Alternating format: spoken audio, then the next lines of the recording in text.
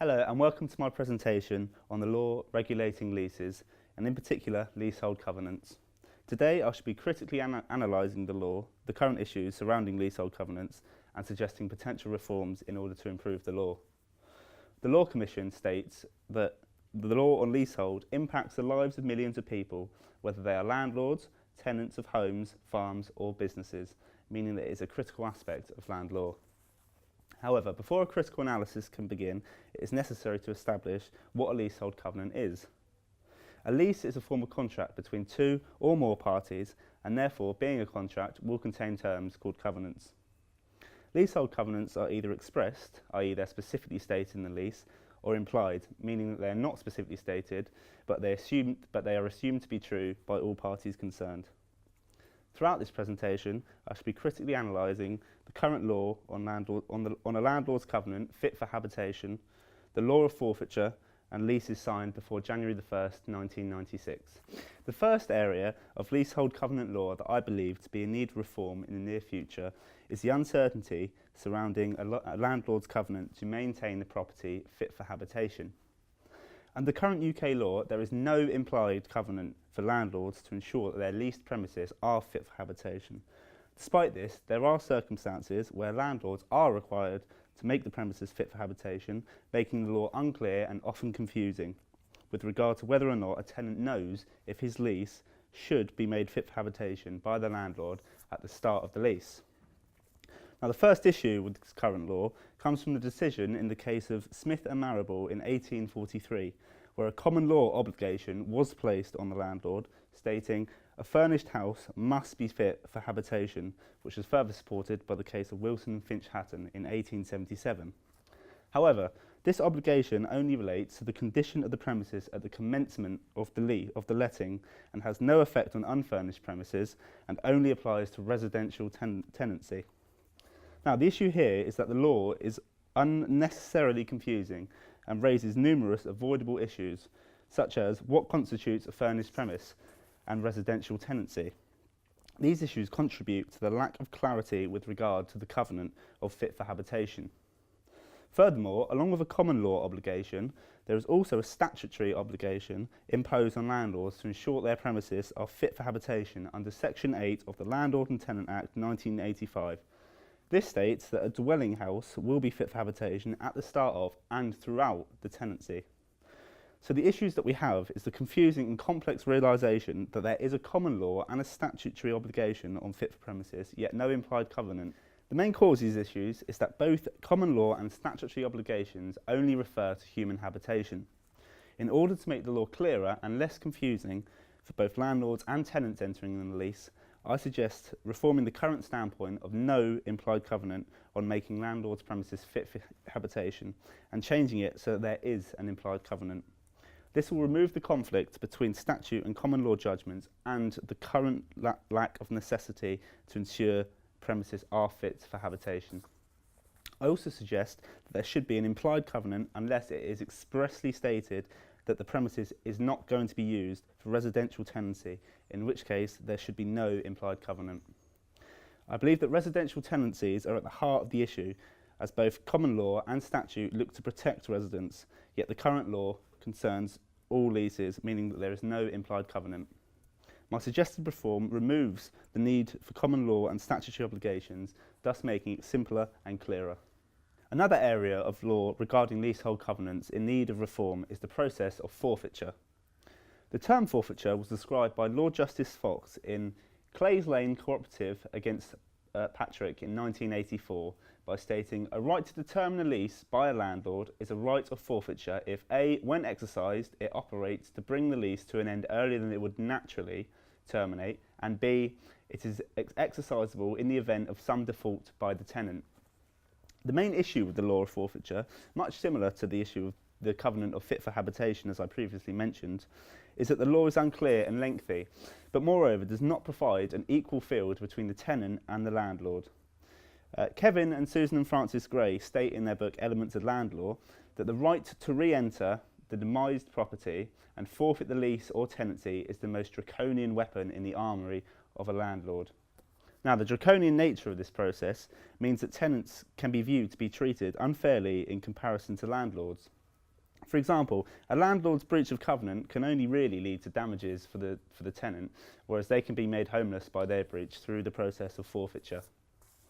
Current law gives landlords discretion as to when and how they terminate a tenancy, leaving the tenant defenceless.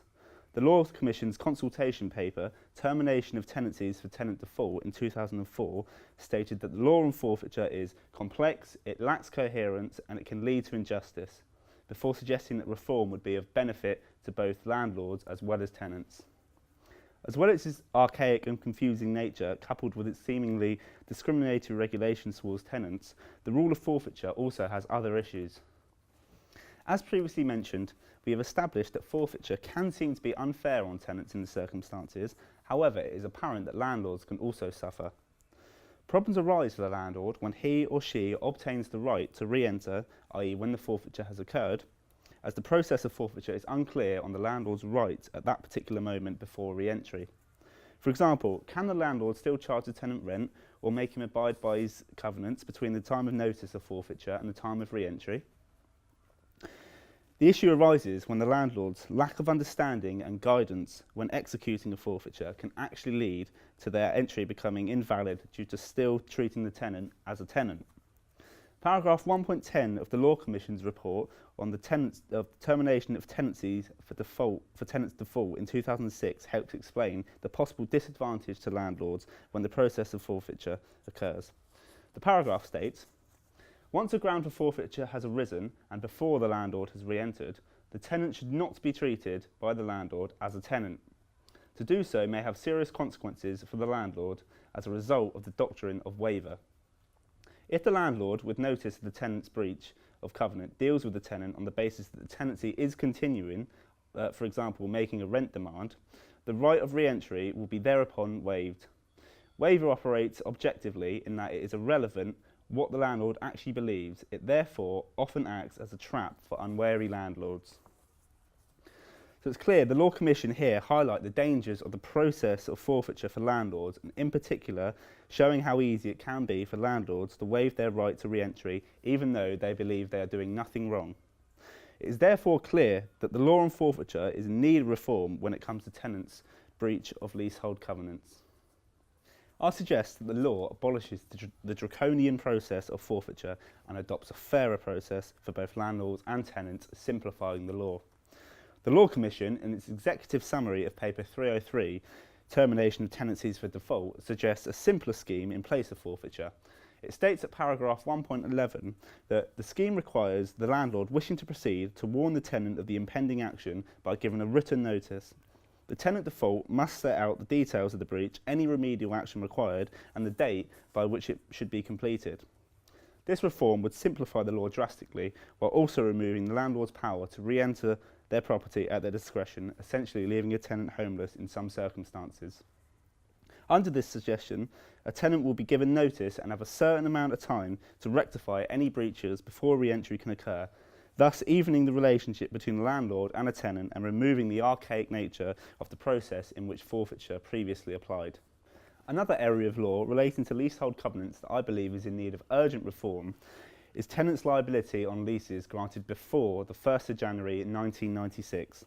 In essence, the original tenant of leases granted before this date remains bound by the covenants agreed in the lease for the whole of the contractual term agreed at the beginning of the lease under the doctrine of privity of contract. For example, if I was to sign a lease lasting, say, 28 years, however I terminated the lease after a mere 15 years, and my lovely camera assistant Jack moved in, I would still be liable for any breaches of covenant made by Jack for the next 13 years, even though I am not a tenant in the property. However, leases signed after the 1st of January 1996 are subject to completely different laws. Take my previous example. If I were indeed to move out after 15 years and Jack were to move in to the property, I would no longer be liable for any breach of covenant caused by Jack. The current law appears to provide a complete injustice to tenants that have leased before January the 1st, 1996, as they are liable for breaches that are completely out of their control. As well as disadvantaging these tenants, landlords gain an unfair advantage through the option of choosing who to sue. Claire Harris and Anne Roddle highlight this in their book Property Law and Practice 2015-16 on page 332, as they state, The landlord can potentially seek redress against either the original tenant or the assignee who committed the breach. Whilst the landlord cannot claim double compensation, this is nonetheless an advantage to the landlord as it gives him a choice as to who he can sue. This is particularly attractive if the assignee is in financial difficulties and so not worth suing. It is therefore clear to see that the current law regarding leases before the 1st of January 1996 are extremely unfair on the original tenants of the lease, but also because it gives the landlord an advantage to sue for the maximum damages.